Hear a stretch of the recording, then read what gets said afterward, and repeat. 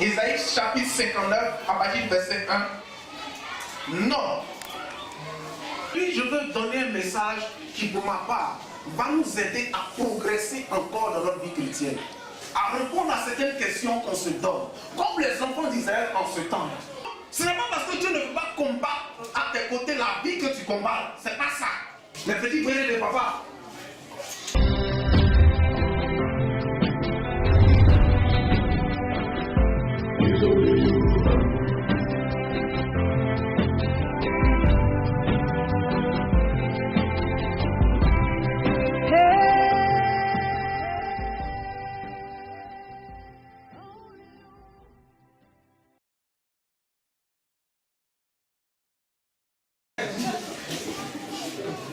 Parce que le demi c'est décalé, c'est dit au moins 60 000 par mois pour la nourriture des enfants. Toi, tu comptes 30 000 par mois et puis 30 000 pour tes parts. Si on ne fait pas ça, comment on va gagner un peu? Il faut travailler. Fais quelque chose. Le luxe de la femme qui était assise avant, qu'on mettait sur son extrait de naissance ménagère, sur sa carte d'identité ménagère, ça ne peut plus marcher aujourd'hui. Parce que la vie est devenue dure. Quand papa travaille, maman n'a qu'à faire quelque chose pour l'aider. Se bénir les hommes, c'est bien, ça rend joli. Mais avoir la paume dure, ça te rend fier. Alléluia. Nos péchés au quotidien. Ce qu'on fait régulièrement, les petits poupapias. Est-ce que vous savez pourquoi Dieu même est contre le fait de prendre parole ici? Pourquoi ça divise les frères? Il dit le rapporteur là, il divise les frères. Si vous me demandez, moi ma façon de placer les péchés là, si vous me demandez, vous allez être étonné. Un publicitaire troisième, parce qu'un publicitaire aussi, lui il va drainer tout ça là. Quand tu fais un publicité, tu mens aussi. Parce que souvent tu plaques la fille que tu as l'argent, tu n'as rien. Quand tu fais adultère, tu t'en dis à la femme que tu vas, oh, il y a de ces femmes là, oh, tu n'es pas laissé, hein, c'est pour profiter d'elle.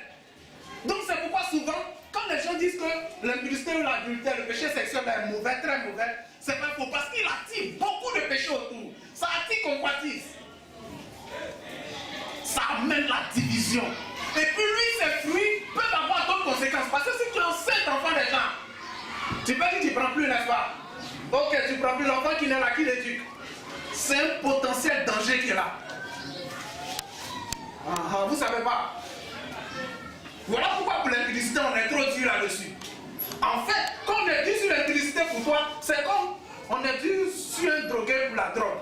Quand il drogue la dissonance, sa propre bouche, mais en fait, il se détruit lui-même. De deux, il va faire un frein à la société. De trois, il va devenir violent pour aller tuer les gens. Voilà pourquoi la drogue là aussi est mauvais. Voilà pourquoi l'homosexualité c'est un mauvais truc.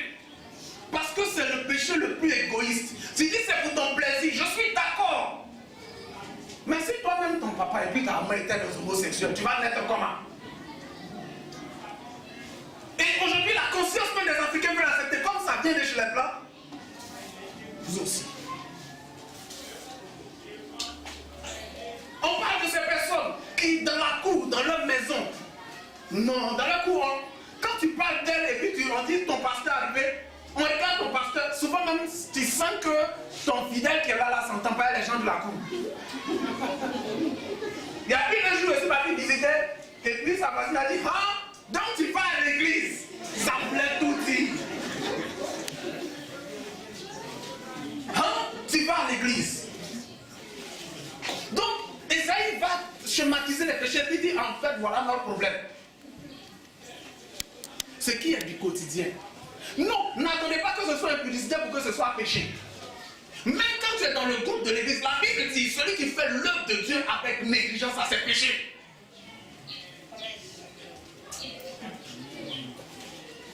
Je vais lire un passage avec vous. Et puis vous allez me donner, on va être objectif. Hein. Ne soyons pas comme, il y a des élèves en classe, ils font comme s'ils connaissent tout, mais quand on donne des voix, ils ont toujours deux. Donc on va lire Actes chapitre 5. Quand tu lis la Bible comme un bébé, comme un enfant carrément même, et puis tu vas comprendre.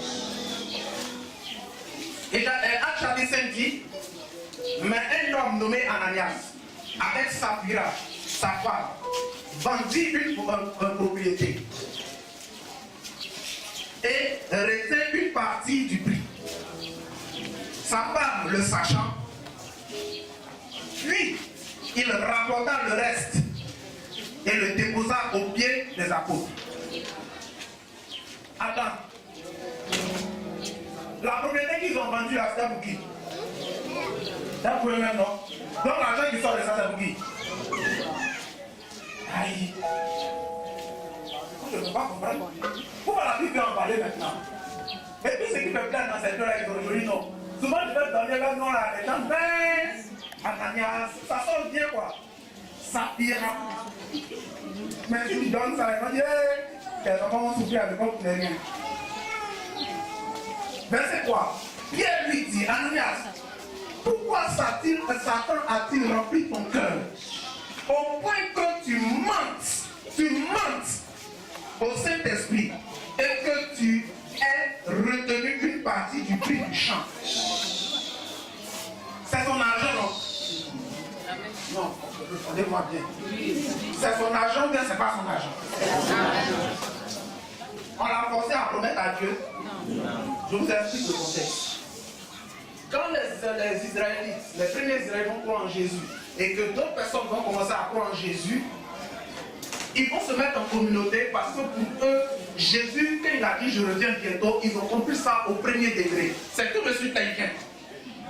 Or, le bientôt en grec voulait signifier aussi certainement. Je viendrai certainement. Mais ils ont pris ça au premier degré, donc ils sont enfermés. Et puis ils sont restés là, ils ne partaient plus évangéliser, ils ont eu 3000 âmes, 5000 âmes, ils sont là. Donc près de 8000 personnes se sont fait en colonie, et puis ils étaient là, ils priaient, ils jeûnaient, c'était bon. Et la Bible dit qu'ils persévéraient dans la fraction des pains et dans le partage, c'était bon. Celui qui avait un bien ne disait pas que c'était pour lui, c'était bon. Maintenant il y avait un parmi eux là qui était très intelligent, lui et sa femme. Les autres donnent et ils mangent. Ils donnent et ils mangent. Un jour, on ne vous a pas dit d'aller vendre. Eux-mêmes, ils disent, bon, voilà, on va aller vendre. Et puis si on vend là, on va distribuer comme les autres.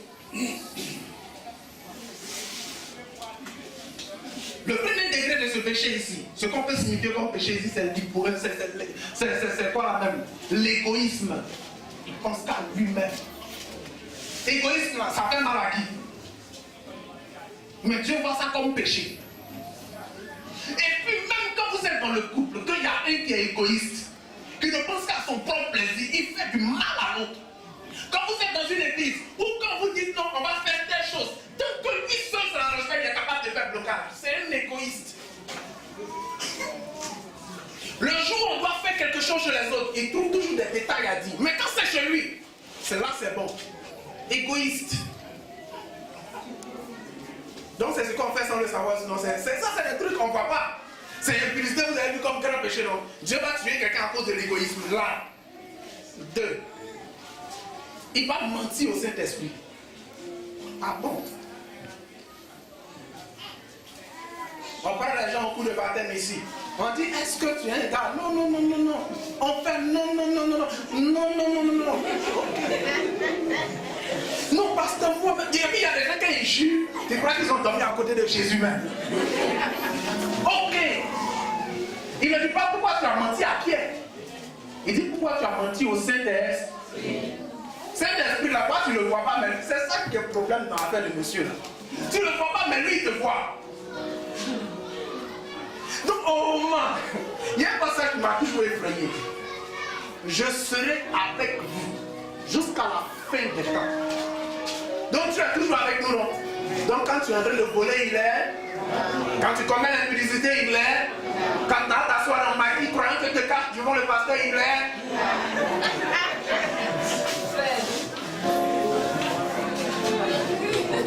Et puis aujourd'hui, on a des gens très intelligents qui trouvent une résolution. Ici encore, le péché qui sort de ça, c'est lorsque l'église décide une chose, qu'une seule personne se croit plus sage pour détourner la chose. Moi, je n'étais pas d'accord, donc je vais tout faire pour prouver que tu vas prendre les conséquences.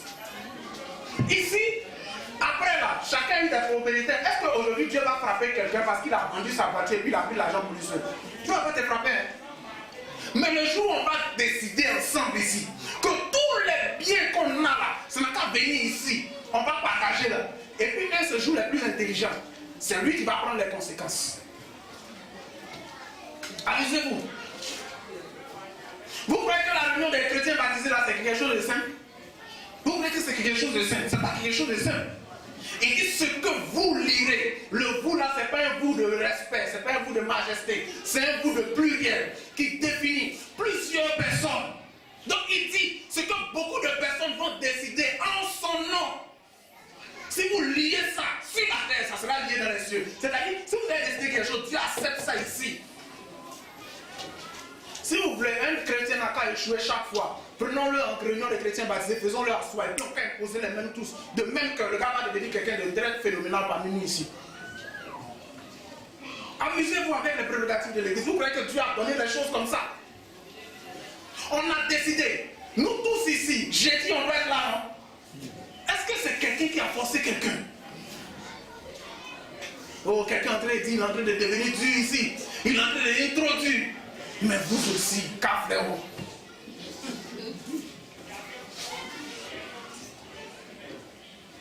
On a décidé beaucoup de choses. Rappelez-vous de tout ce qu'on... Ne négligez pas nos réunions des chrétiens baptisés. Parce que les décisions qui y sortent, c'est comme si Dieu a décidé par la majorité. Et c'est très important. C'est pas parce que c'est l'ancien Zouan qui a donné cette idée. Donc, forcément, comme Zouan a il m'énerve, donc c'est pas de Dieu. Amuse-toi.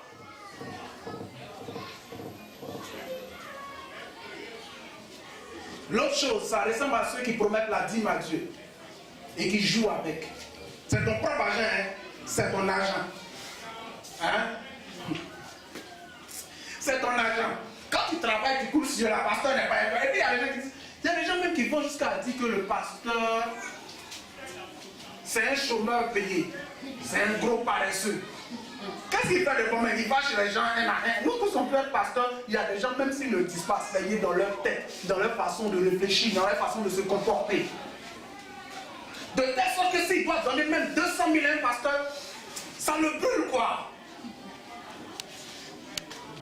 Non, moi je sais qu'il est là, quelqu'un me donne 400 000 euros, je sais. 400 000 c'est petit.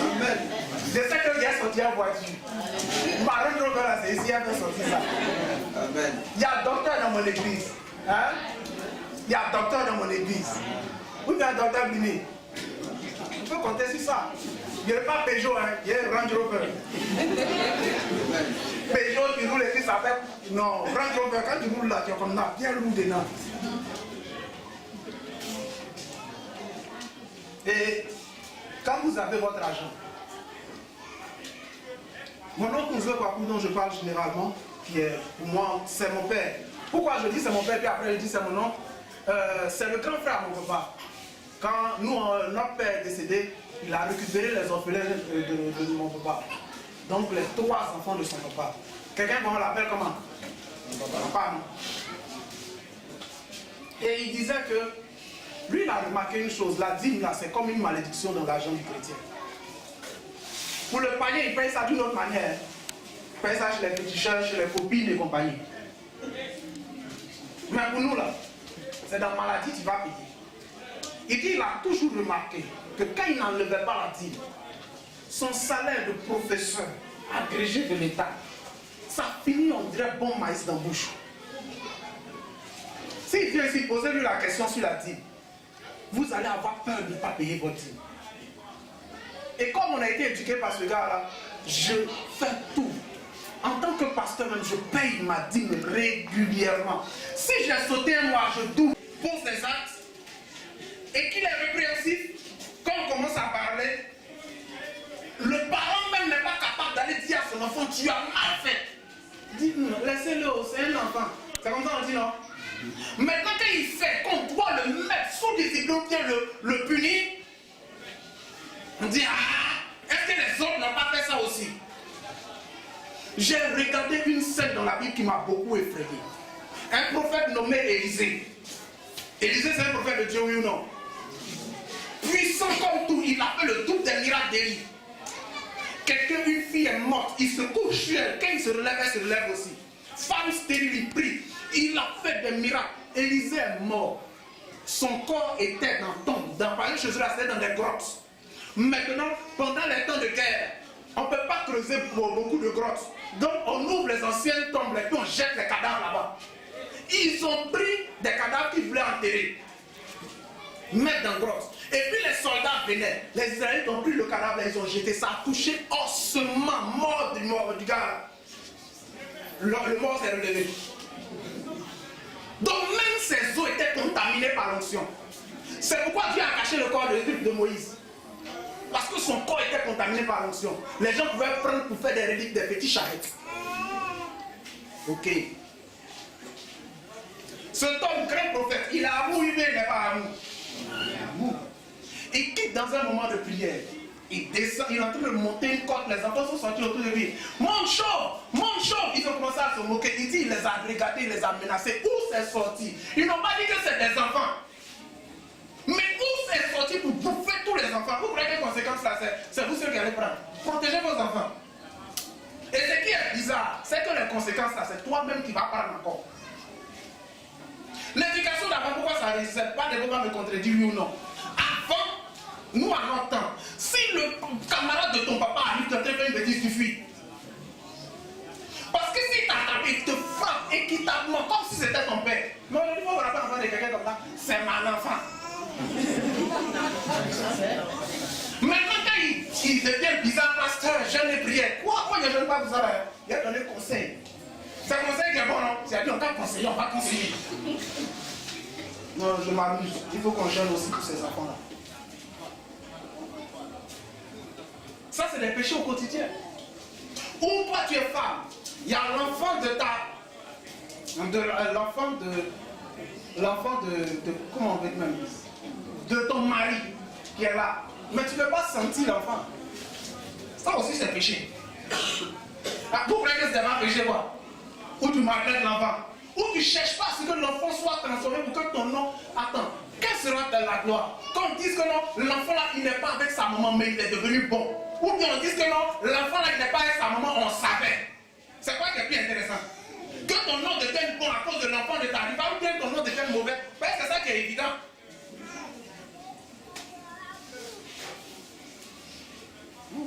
Prédication, quand ça me plaît, façon, personne n'a applaudi. Gloire à Jésus. Au début, il y avait qu'à applaudir. Au début, il y avait des gros amènes, mais vers la fin, là, on dirait d'autres personnes vont aller m'attendre à la maison, là, du pasteur. Non, là, je ne suis pas d'accord. Ok, si tu n'es pas d'accord, on va causer. Il dit, c'est péché la même séparation. Les conséquences. Il parle de deux types de conséquences. Conséquences de séparation d'avec Dieu, conséquences d'où Dieu ne va même plus écouter tes prières. Il dit quand tu es dans le péché et puis tu pries là, c'est comme si tu étais en train de mettre, excusez-moi, tu es en train de passer au carrefour, mais c'est carrefour Béziers qui est là, non? Et puis il a plu. Vous voyez qu'il a plu, puis le soleil soit un peu la façon saleté qu'elle a là, l'odeur monte. Il dit c'est comme ça ta prière. Il va écouter ça comment? C'est ça le comédien magnifique a dit. Il dit quelqu'un qui a mauvaise haleine aime parler dans l'oreille des gens partout. C'est comme ça, tu veux parler dans l'oreille de Dieu, Dieu, Jackie. Laisse-moi un peu maintenant. Ton affaire là, je vais aller te brosser d'abord. Et il parle de séparation. C'est-à-dire que tu ne sens plus Dieu dans tes affaires. Toi-même, tu sens qu'avant là, Dieu est avec toi. Et ce qui est bizarre chez les chrétiens, ils ont ce discernement. Quand Dieu est là et puis Dieu n'est pas là, nous-mêmes on sait. Tu sens ça dans ton corps. Surtout pour les chrétiens conscients. C'est pas les autres chrétiens. Je viens à l'église là, les chrétiens conscients. Quand Dieu n'est pas là, ton cœur même te dit, le gars là il n'est pas là, il faut que je le cherche encore. Et quand c'est comme ça, c'est dangereux. Même quand tu voyages, tu as peur. Quand tu voyages, tu as peur que tu peux aller.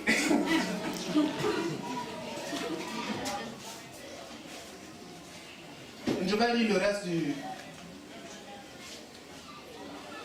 passage et puis on va prier en fonction de ça. Il dit, car vos mains sont souillées de sang et vos doigts de crime. Et les lèvres profèrent le mensonge. Votre langue fait entendre l'iniquité.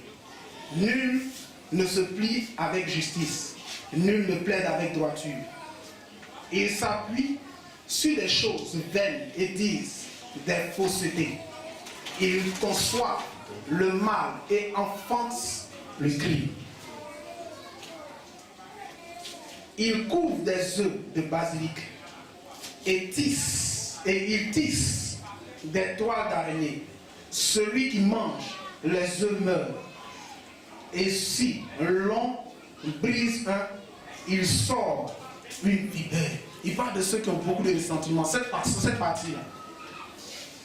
Il parle de celui qui a des ressentiments, qui attend toujours les gens au tournant.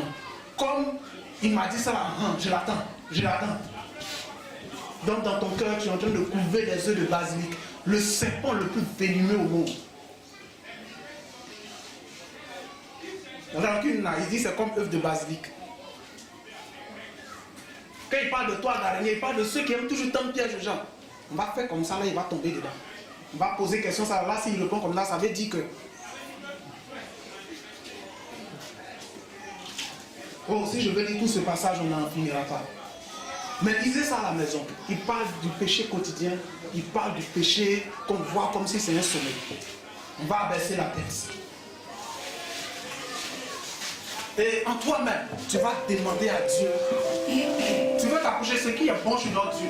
C'est que même s'il t'a reprimandé durement, mais de toute façon, il va t'accueillir avec paix et joie. Toi-même, tu seras étonné. Il veut t'accueillir avec paix et joie. Avec paix et joie.